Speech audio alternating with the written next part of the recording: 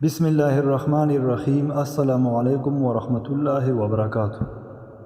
لقمان حکیم سے لوگوں نے پوچھا کہ آپ نے ادب کس سے سیکھا؟ انہوں نے فرمایا کہ بے ادبوں سے، کیونکہ ان کا جو فعل مجھ کو پسند نہ آیا اس سے میں نے پرہیز کیا۔ برے دوستوں سے بچو، کیونکہ وہ تمہارا تعارف بن جاتے ہیں۔ لالچ سے بچو، کیونکہ یہ ہمیشہ کی فقیری ہے۔ دولت تقسیم کی جائے تو کم ہوتی ہے، علم بانٹا جائے تو بڑھ جاتا ہے۔ حکمت مسلمانوں کا کھویا ہوا اثاثہ ہے۔ سنی سنائی بات دیکھی ہوئی بات کے برابر نہیں ہوتی۔ موت کو اپنے تکیے کے نیچے رکھ کر سویا کرو۔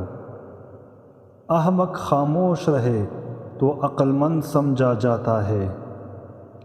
انسان کو سب سے زیادہ تکلیف ہی تب ملتی ہے جب وہ غلط انسان سے اپنی زندگی کی ساری صحیح امیدیں جوڑ لیتا ہے۔